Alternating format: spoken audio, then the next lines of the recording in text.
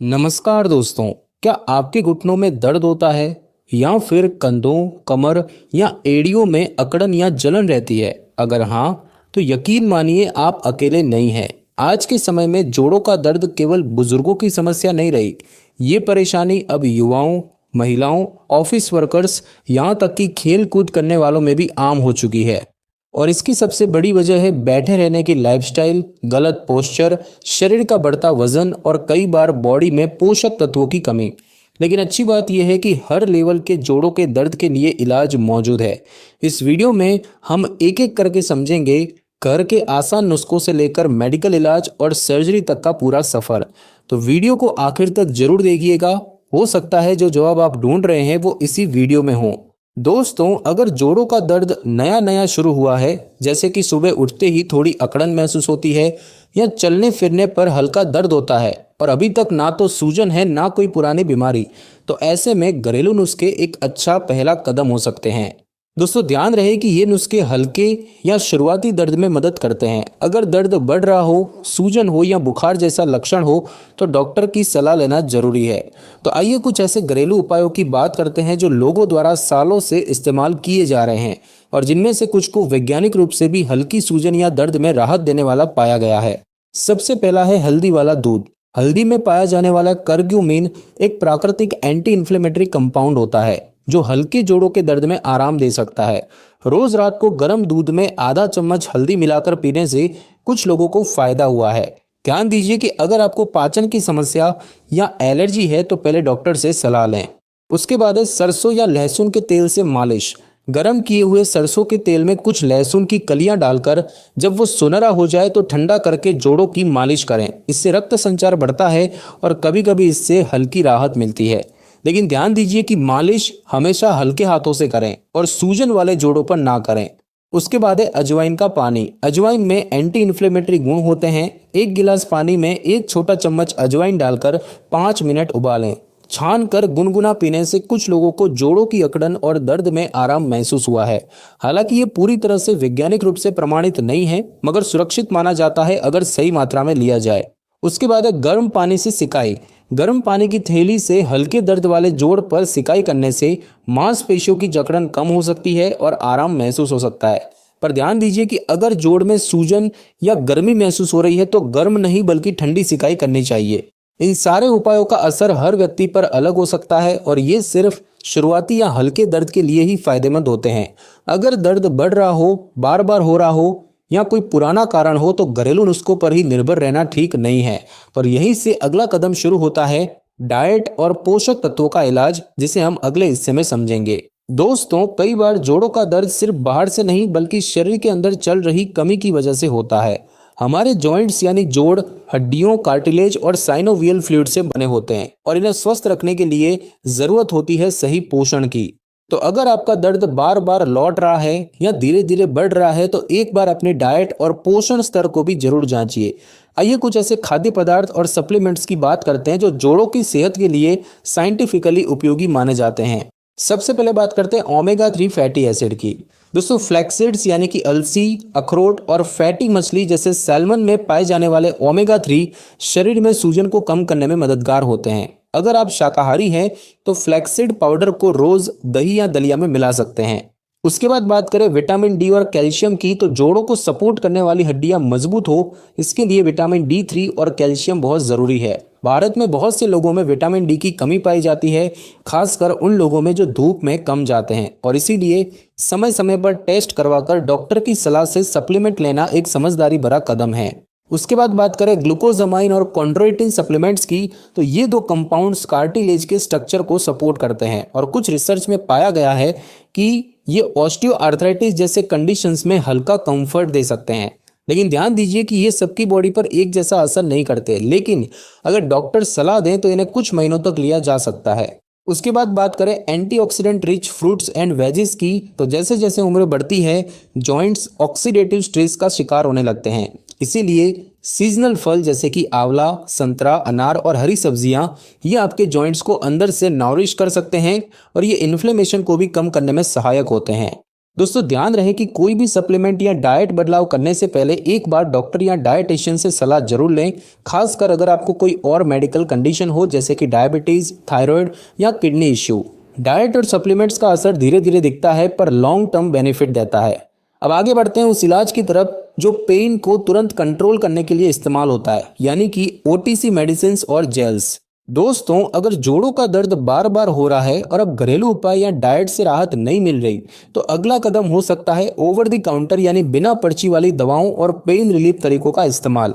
लेकिन ध्यान रहे कि ये दवाएं शॉर्ट टर्म कंफर्ट देती है और इनका सही इस्तेमाल बहुत ज़रूरी है, वरना साइड इफेक्ट भी हो सकते हैं। तो आइए कुछ विकल्पों को एक एक करके समझते हैं। सबसे पहले बात करते हैं पेन किलर्स की, जैसे कि पैरासीटामोल और आइबुप्रोफेन। पैरासीटामोल एक कॉमनली इस्तेमाल होने वाली दवा है जो हल्के से मध्यम दर्द में आराम देती है।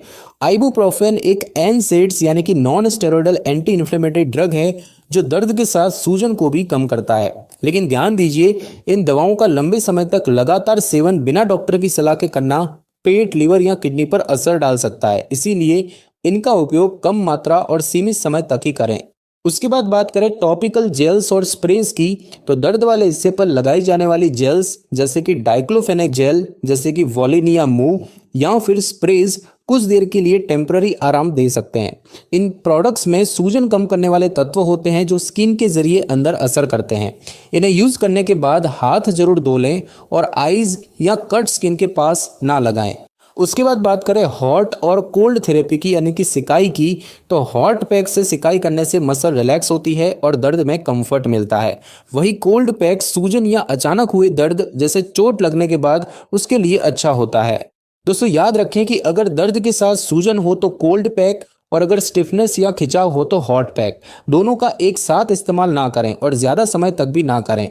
और उसके बाद बात करें जॉइंट सपोर्ट टूल्स की, जैसे कि नी कैप या रिस्ट बैंड वगैरह, तो अगर जोड़ों का दर्द चलते फिरते या उठते बैठते बढ़ जाता है तो सपोर्ट देने वाले टूल्स का इस्तेमाल मददगार हो सकता है, जैसे कि नी कैप्स, एल्बो स्लीव्स या रिस्ट स्प्लिंट्स। ये मूवमेंट को स्टेबल रखते हैं जिससे जोड़ पर दबाव थोड़ा कम होता है।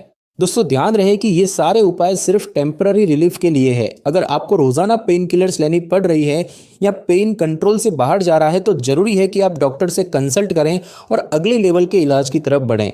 पर यही समझेंगे हम अगले सेक्शन में, जब फिजियोथेरेपी और स्पेशलिस्ट की जरूरत पड़ती है।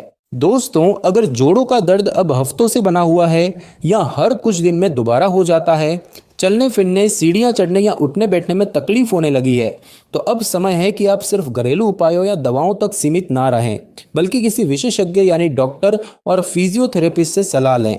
सबसे पहले हम ये जानेंगे कि डॉक्टर के पास कब जाना चाहिए। तो ऐसे कुछ संकेत हैं जिनके दिखने पर ऑर्थोपेडिक या रोमेटोलॉजिस्ट डॉक्टर को दिखाना जरूरी हो जाता है, जैसे कि दर्द लगातार बना रहे 2 हफ्तों से ज्यादा तक, सुबह उठते ही जोड़ अकड़ जाए और देर तक ना खुले, जोड़ में सूजन या लालिमा हो, चलने फिरने में रुकावट महसूस हो और रात को सोते वक्त भी दर्द बना रहे, तो ऐसे लक्षणों को नज़रअंदाज करना फ्यूचर में कॉम्प्लिकेशन बढ़ा सकता है। उसके बाद दोस्तों बात करें फिजियोथेरेपी की, यानी कि दर्द कम करने की वैज्ञानिक तकनीकों की, तो फिजियोथेरेपी कोई मालिश नहीं होती, बल्कि ये एक साइंटिफिकली डिजाइंड फिजिकल ट्रीटमेंट होता है जिसे ट्रेन्ड फिजियोथेरेपिस्ट करते हैं। और इसमें कुछ आम तकनीकें होती है, जैसे कि टेंस थेरेपी यानी कि ट्रांसक्यूटेनियस इलेक्ट्रिकल नर्व स्टिमुलेशन। एक छोटी सी मशीन द्वारा कमजोर इलेक्ट्रिकल करंट दिए जाते हैं जिससे नर्व्स को शांत करने और दर्द कम करने में मदद मिलती है। उसके बाद बात करें अल्ट्रासाउंड थेरेपी की, तो हाई फ्रीक्वेंसी साउंड वेव्स को जोड़ों की गहराई तक पहुंचाया जाता है जिससे सूजन और अकड़न कम हो सकती है। और उसके बाद बात करें मैनुअल थेरेपी एंड एक्सरसाइजेस की, तो इसमें ट्रेन्ड फिजियोथेरेपिस्ट आपके जॉइंट्स को धीरे धीरे स्ट्रेच और मोबिलाइज करते हैं जिससे फ्लेक्सिबिलिटी और स्ट्रेंथ इंप्रूव होती है। और उसके बाद दोस्तों बात की जाए कि रेगुलर फिजियोथेरेपी किन लोगों को जरूरी होती है, तो फिजियोथेरेपी खासकर कुछ लोगों के लिए असरदार होती है, जैसे कि ऑस्टियोआर्थराइटिस के मरीज, पोस्ट इंजरी रिकवरी वाले लोग, जिनकी हड्डियां कमजोर हैं या जिनका दर्द मूवमेंट से जुड़ा हुआ हो। लेकिन दोस्तों ध्यान रखें कि कोई भी एक्सरसाइज बिना प्रशिक्षण के खुद से करने की कोशिश न करें, क्योंकि गलत स्ट्रेचिंग से दर्द और बढ़ सकता है। दोस्तों इस स्टेज पर अगर सही डायग्नोसिस और फिजियोथेरेपी शुरू कर दी जाए तो कई बार एडवांस्ड दवाओं या सर्जरी की जरूरत ही नहीं पड़ती। लेकिन अगर पेन कंट्रोल से बाहर चला जाए या ऑटो इम्यून कंडीशन जैसे कि रोमेटॉइड आर्थराइटिस की संभावना हो तो स्पेशलिस्ट एडवांस ट्रीटमेंट की सलाह दे सकते हैं। और यही हम समझेंगे अगले सेक्शन में, जहां बात होगी क्लिनिकल इंजेक्शंस और प्रिस्क्रिप्शन मेडिसिन की। दोस्तों, अगर आप महीनों से जॉइंट पेन से जूझ रहे हैं और फिजियोथेरेपी, एक्सरसाइजेस या ओटीसी पेन किलर से कोई खास फायदा नहीं हो रहा, तो डॉक्टर आगे बढ़कर क्लिनिक बेस्ड उपचार की सलाह दे सकता है, जिसमें आते हैं स्पेशलाइज्ड दवाएं और इंजेक्शंस। ध्यान रहे कि ये इलाज सिर्फ डॉक्टर की निगरानी में और जांच के बाद ही किया जाना चाहिए। सबसे पहले बात करते हैं स्टेरॉयड इंजेक्शन की। जब जोड़ में सूजन बहुत अधिक हो जाती है और दर्द लगातार बना रहता है तो डॉक्टर जोड़ में ही स्टेरॉयड इंजेक्शन दे सकते हैं। इससे सूजन में तेज राहत मिल सकती है, लेकिन इसे बार बार देना सुरक्षित नहीं माना जाता, क्योंकि इससे कार्टिलेज कमजोर पड़ सकता है। इसीलिए ये ऑप्शन लिमिटेड यूज के लिए होता है, जैसे कि सीवियर फ्लेयर अप या इमरजेंसी पेन रिलीफ के लिए। उसके बाद बात करें हाइलुरोनिक एसिड इंजेक्शन की, तो कुछ पेशेंट्स खासकर घुटनों के ऑस्टियोआर्थराइटिस में डॉक्टर हाइलुरोनिक एसिड इंजेक्शन भी सुझा सकते हैं। ये एक जेल टाइप सब्सटेंस होता है जो जोड़ों की लुब्रिकेशन को इम्प्रूव करता है, जिससे फ्रिक्शन कम होता है और मूवमेंट में आराम मिल सकता है। लेकिन ध्यान दीजिए कि यह हर मरीज के लिए नहीं होता और इसका असर भी टेम्पररी होता है, ज्यादातर कुछ महीनों तक। उसके बाद दोस्तों बात की जाए पीआरपी इंजेक्शन की, यानी कि प्लेटलेट रिच प्लाज्मा की, तो पीआरपी यानी कि प्लेटलेट रिच प्लाज्मा एक नया इलाज विकल्प है, जिसमें मरीज के अपने ही खून से प्लाज्मा निकाला जाता है और जॉइंट में इंजेक्ट किया जाता है ताकि नेचुरल हीलिंग प्रमोट हो सके। पीआरपी का रिजल्ट हर व्यक्ति में अलग होता है और फिलहाल ये इलाज शहर के चुनिंदा क्लिनिक्स में ही उपलब्ध होता है और थोड़ा महंगा भी हो सकता है। और उसके बाद दोस्तों बात की जाए डीएमएआरडीज और एडवांस्ड मेडिसिन की, जो कि ऑटो इम्यून केसेस में दी जाती है। तो अगर आपके जोड़ों का दर्द ऑटो इम्यून डिजीज की वजह से हो, जैसे कि रोमेटॉइड आर्थराइटिस, तो डॉक्टर कुछ खास मेडिसिन देते हैं जिन्हें कहा जाता है डीएमएआरडीज, यानी कि disease modifying anti rheumatic drugs. ये दवाएं शरीर की ओवर एक्टिव इम्यूनिटी को कंट्रोल करती है और लॉन्ग टर्म डैमेज को स्लो करती है। इन दवाओं का असर धीरे धीरे आता है और इन्हें स्पेशलिस्ट की निगरानी में ही लिया जाता है, क्योंकि इनका रेगुलर ब्लड टेस्ट और मॉनिटरिंग जरूरी होता है। तो दोस्तों, इन सभी क्लिनिकल ट्रीटमेंट का सिलेक्शन पेशेंट की कंडीशन, एज, डिजीज टाइप और पेन सीवियरिटी पर डिपेंड करता है। हर इलाज हर किसी के लिए नहीं होता, इसीलिए सेल्फ मेडिकेशन या इंजेक्शन घर पर कराने की कोशिश कभी ना करें। डॉक्टर ही बेस्ट डिसाइड कर सकता है कि कौन सा इलाज कब और कितनी बार किया जाना चाहिए। और अगर इतना इलाज करने के बाद भी जोड़ बिल्कुल घिस चुके हैं या डेली लाइफ ही रुक गई है, तो अगला लेवल होता है सर्जरी, जिसे हम अगले सेक्शन में समझेंगे। दोस्तों, कई बार ऐसा होता है कि इलाज के सारे स्तर पूरे हो जाते हैं, घरेलू उपाय, दवाएं, फिजियोथेरेपी, इंजेक्शन, लेकिन फिर भी जोड़ों का दर्द ना सिर्फ बना रहता है बल्कि और बढ़ने लगता है। ऐसे में जब जोड़ पूरी तरह से घिस जाए और रोजमर्रा की जिंदगी पर असर पड़ने लगे, तब डॉक्टर सर्जरी का सुझाव दे सकते हैं। लेकिन ध्यान रखें, सर्जरी कभी भी पहला इलाज नहीं होती। ये तब की जाती है जब और कोई रास्ता काम नहीं करता। सबसे पहले बात करते हैं आर्थ्रोस्कोपी की, यानी कि जोड़ों की सफाई या मरम्मत। ये एक माइनर सर्जरी होती है जिसमें बहुत छोटे चीरे लगाए जाते हैं और एक छोटी कैमरा डिवाइस के जरिए जॉइंट के अंदर की हालत देखी जाती है। इसमें डैमेज टिश्यूज को साफ किया जा सकता है या छोटी मोटी मरम्मत की जा सकती है। ये सर्जरी ज़्यादातर यंग पेशेंट्स या स्पोर्ट्स इंजरी वाले केसेस में इस्तेमाल होती है और ज़्यादातर दिन भर में डिस्चार्ज भी हो जाता है। उसके बाद बात करें जॉइंट रिप्लेसमेंट सर्जरी की, तो जब जोड़ पूरी तरह खराब हो जाता है, जैसे कि घुटने, कूल्हे या कंधे, तब डॉक्टर रिप्लेसमेंट सर्जरी की सलाह देते हैं। इसमें डैमेज्ड जॉइंट को हटाकर एक आर्टिफिशियल जॉइंट लगाया जाता है, जिसे मेडिकली प्रोस्थेसिस कहा जाता है। ये सर्जरी आमतौर पर उन लोगों के लिए होती है जिन्हें चलना फिरना लगभग बंद हो गया हो या जिनकी उम्र ज़्यादा हो और दवाएं काम ना कर रही हो। आजकल ये सर्जरीज काफ़ी सेफ मानी जाती है और रिकवरी भी कंट्रोल्ड फिजियोथेरेपी के साथ संभव है।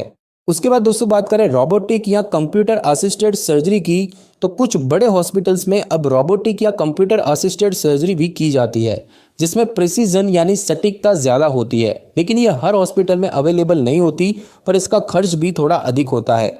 जरूरी नहीं कि रोबोटिक सर्जरी हर मरीज के लिए सही हो, इसका फैसला पूरी तरह डॉक्टर के असेसमेंट पर डिपेंड करता है। दोस्तों, सर्जरी के बाद भी फिजियोथेरेपी और लाइफस्टाइल केयर ज़रूरी होती है, क्योंकि नया जोड़ लगाया गया है, लेकिन उसकी देखभाल करना अभी भी आपकी जिम्मेदारी है। याद रखिए, सर्जरी अंतिम विकल्प है, डरने की बात नहीं, पर सोच समझकर किया जाने वाला फैसला है।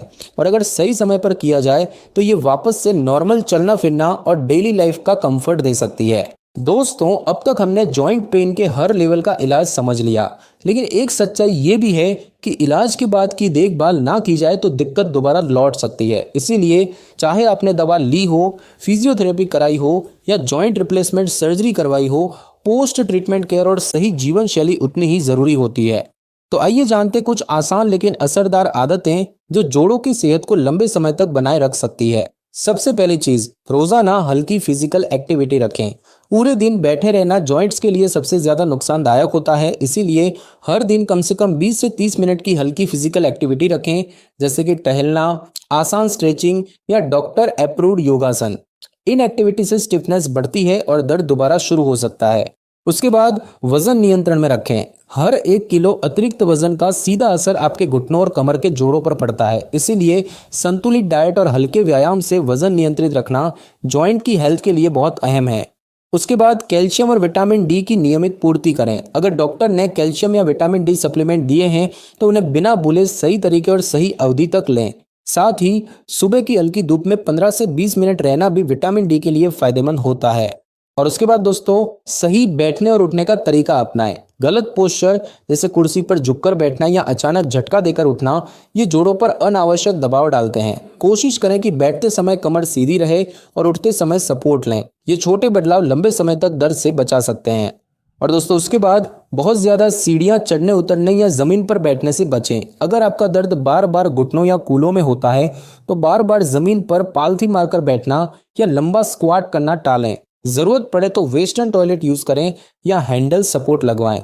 दोस्तों, याद रखिए कि इलाज एक बार होता है, लेकिन जोड़ों की देखभाल हर दिन की जिम्मेदारी होती है। और जो लोग अभी दर्द से नहीं जूझ रहे, वो भी इन आदतों को अपनाकर भविष्य के दर्द से खुद को बचा सकते हैं।